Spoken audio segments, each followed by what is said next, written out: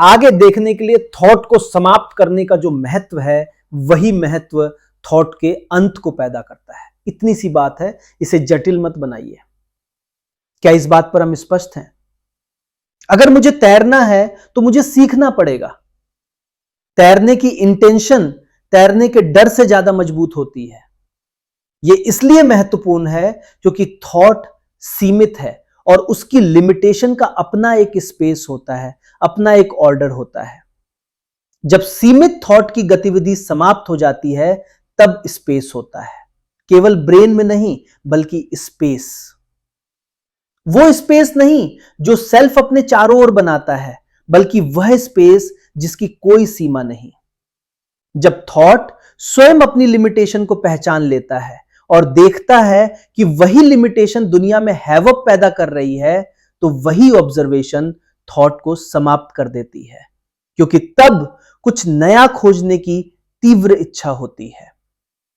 मान लीजिए एक व्यक्ति जिसने इंजीनियरिंग सीखी है, जो इंटरनल कंबस्टन मशीन यानी पिस्टन को वर्षों से समझता और उस पर काम करता रहा है, और वह कहता है मैं इससे आगे कुछ और खोज करना चाहता हूं, तो उसे वह सब एक ओर रखना पड़ता है, तभी वह कुछ नया देख सकता है। अगर वह पुरानी समझ को हर समय साथ ढोता रहेगा तो वह कुछ नया देख ही नहीं पाएगा। इसी तरह जेट इंजन की खोज हुई। जिस व्यक्ति ने इसे खोजा वह इंटरनल कंबस्टन मशीनरी को पूरी तरह समझता था, पिस्टन, प्रोपेलर, सब कुछ, और उसने कहा इसमें कुछ और होना चाहिए। वह देख रहा था, प्रतीक्षा कर रहा था, सुन रहा था, और तभी उसे कुछ नया मिला। उसी तरह इसमें कोई फर्क नहीं पड़ता अगर हमारे पास 5 मिनट और हो, है ना? उसी तरह कोई देखता है कि थॉट सीमित है और वह जो भी करता है वह हमेशा सीमित ही होगा। यह स्पष्ट है, क्योंकि अपनी प्रकृति में ही थॉट कंडीशनड है, इसलिए सीमित है, और उसी मशीनरी का उपयोग करके वह आगे नहीं जा सकता। इसलिए वह कहता है अगर मुझे आगे जाना है तो इस मशीनरी का अंत होना ही चाहिए। तभी थॉट का अंत शुरू होता है, तब स्पेस होता है और साइलेंस। यही मेडिटेशन है, मेजरमेंट के अर्थ को समझना, और मनोवैज्ञानिक रूप से मेजरमेंट का अंत जो कि बिकमिंग है, उस बिकमिंग का अंत और इस तथ्य को देखना कि थॉट सदा सीमित ही रहता है। वह लिमिटलेस के बारे में सोच सकता है, लेकिन वह फिर भी लिमिट से ही जन्मा होता है, इसलिए वह समाप्त हो जाता है। तो ब्रेन जो लगातार बकबक कर रहा था, उलझा हुआ और सीमित था, अचानक साइलेंट हो जाता है, बिना किसी कंपल्शन, बिना किसी डिसिप्लिन के, क्योंकि उसने फैक्ट और ट्रुथ को देख लिया है।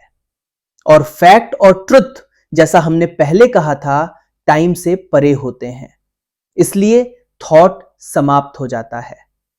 तब ब्रेन में पूर्ण साइलेंस की अनुभूति होती है। थॉट की सारी मूवमेंट समाप्त हो जाती है।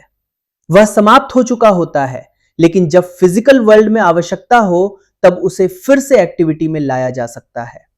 वह शांत है, वह मौन है, और जहां साइलेंस होती है वहां अवश्य ही स्पेस होता है, अत्यंत विशाल स्पेस, क्योंकि वहां कोई सेल्फ नहीं होता।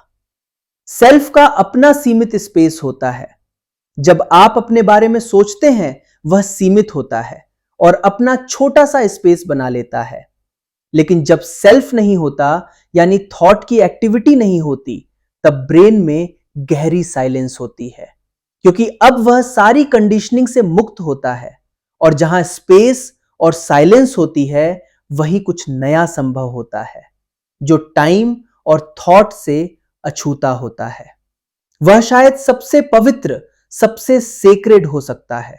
आप उसे कोई नाम नहीं दे सकते, वह शायद अननेमेबल है, और जब वह होता है तब इंटेलिजेंस, कंपैशन और लव होते हैं। तब जीवन खंडित नहीं रहता, बल्कि एक संपूर्ण एकीकृत प्रक्रिया बन जाता है, चलता हुआ जीवित।